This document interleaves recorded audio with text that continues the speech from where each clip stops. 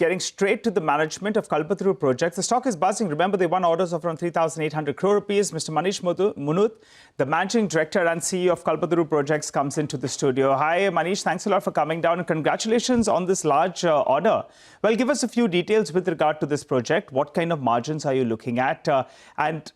Explain to us the two segments as well as geographically, how is it split, the 3,800 crores? Good morning, Nigel. And fabulous studio. I've come here after a long time. Come more often. Yeah, I'll do that for sure. That you'll have to win a lot more orders. We will do that. So the orders which we declared today morning are approximately of 3,800 crores. Right. It involves a very large order with a large real estate developer based in southern India. The order pertains to northern India of 12 million square feet plus. Got it. This is a second order of 10 million square feet plus, which we have got in the last 18 months.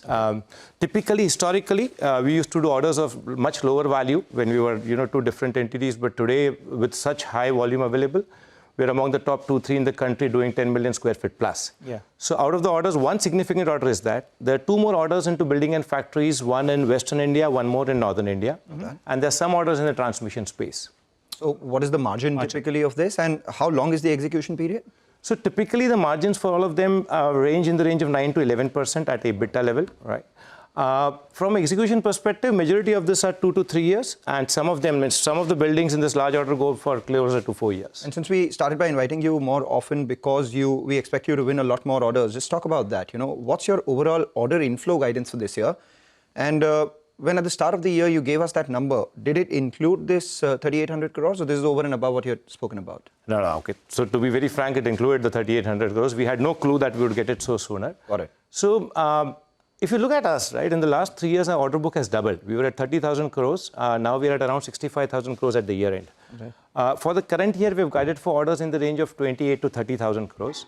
While we speak, we already have got in excess of 6,000 crores in the first 2 months. Exactly. I do not see much challenge in making sure that we get this 28 to 30,000 crores. For us, more important is that profitable growth. Yeah. And working with people who we believe are the people we want to sustain long-term relationships, and making sure we can deliver this kind of order in the defined time frame. Okay, all right. So let's focus on a couple of aspects then, since you mentioned that profitability is something that you're focusing on. I understand that you're looking at your revenue mix changing in such a way that your PBT will improve. Yes. So tell us, what is the mix you're looking at in terms of an ideal mix? And also, what is the PBT guidance you could guide us for? Sure.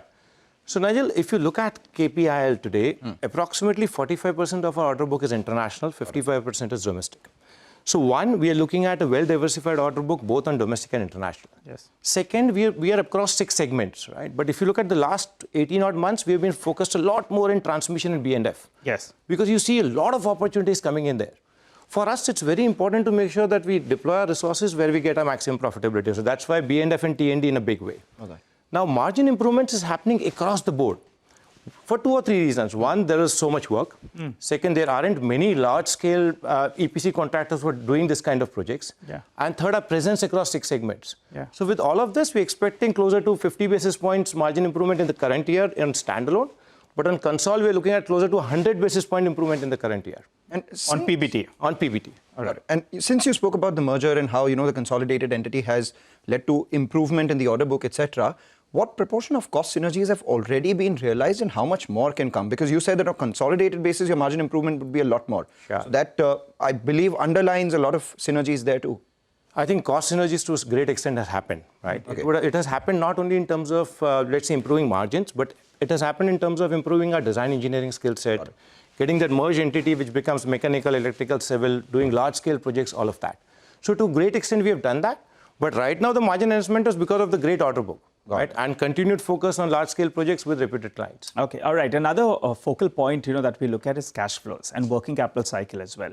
And you've pressed on that point as well. I think the working capital cycle days had improved in the last year. Yes. So for this year, what is the working capital cycle days? And since you'll have unlocked some value in some of your projects, also you'll raise money by the QIP, interest costs came down. Interest costs as a percentage of sales is something that you look at. So throw some light on working capital days as well as on interest costs as a percentage of business. Sure, that's a brilliant question because that's very close to our heart, right? We manage balance sheets as Marwadis, like very close to our heart, right? I'm a Marwadi here, so that's something very close to our heart. So for us, net working capital days always have been below 100. Forget that COVID year, right? So that's been a target on a standalone. We came down below 100. We are targeting closer to be 90 in the current year. On console, we are closer to 80 days. Yeah. I believe it should only come down. Right? Interest cost as a percentage of sales for the last 10 years have always been lower than 2%. Correct. And we are among the, I would say, the topmost in the industry when it comes to interest cost as a percentage, in terms of being the lowest. Yeah. Current year target is how do we reach closer to 1.75%, right? We're driving that. But as far as all of us are concerned, the focus is net working capital, 90 to 100, interest cost below 2%. And we're going to drive that across the So As a percentage of standalone or console? As a percentage of standalone, it would be that much. As a percentage of console, it will be much lower. Much lower. So this 50 basis points margin improvement that you're talking about, one supposes that 25 basis points comes in from the improvement in your order book, and the other 25 basis points comes in from you reducing finance costs as a proportion. I would say 40 and 10. Interest cost reduction, 10 basis points, right? Because a lot of it has already happened. QIP money came in into December and things have started.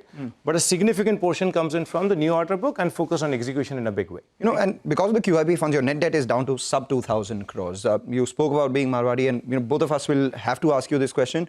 We pride ourselves on being net debt free as well at some point. What is your debt repayment plan here? And with the kind of order book that you have, with the kind of cash flows that you will generate, I'm sure you would look at deploying that into debt repayment as well. So net debt at the year end was around 1,100 crores. Right, at a standalone level. At a console level, it was about 2,000 crores. The difference between standalone and console is primarily road boot assets and some investments in international. So step by step, road boot asset, one of them, we have already signed off a binding agreement. We're expecting approvals to come into Q2, which would mean a reduction of closer to 700 to 800 crores on totality basis. On a standalone, while it would go up the first 2 quarters, typical cycle of business, but it would gradually come down. Also important to know, in the last 3 years, we put in more than 1,000 crores on capex. We built our balance sheet because it was visible that there's so much opportunity coming in, and we've used cash to do that also. So where we are on net debt, I think 1,100, 1,500, whatever, considering growth, whatever comes in is there. Yeah. But a lot of it would come from non-core assets, whether it is on Indore real estate, which we sell off fully, whether it is on VEPL, which we have already signed a binding agreement, and you'll see a lot more money coming in from there. And the execution, I missed that number. Revenues for this year, how much higher will they be in comparison to last year? So we're targeting a minimum of 20% in terms of revenue growth, standalone and console.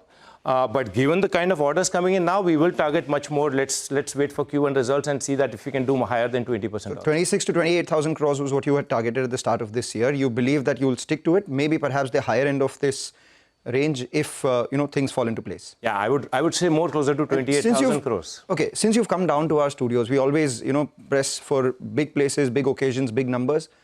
You have your order book at closer to 65, 66,000 crores. When do you get to 50,000 crores in revenues? 3 years from now, definitely. See, our biggest challenge today is not order book. It's not capex. It's not balance sheet. It's availability of labor. Yeah. Right? Because the biggest challenge the entire industry has is availability of labor. Yeah. So while we want to grow at 20%, we want to make sure we don't compromise on margins. We don't compromise on a commitment on delivery. And that's why growing at 20% is good.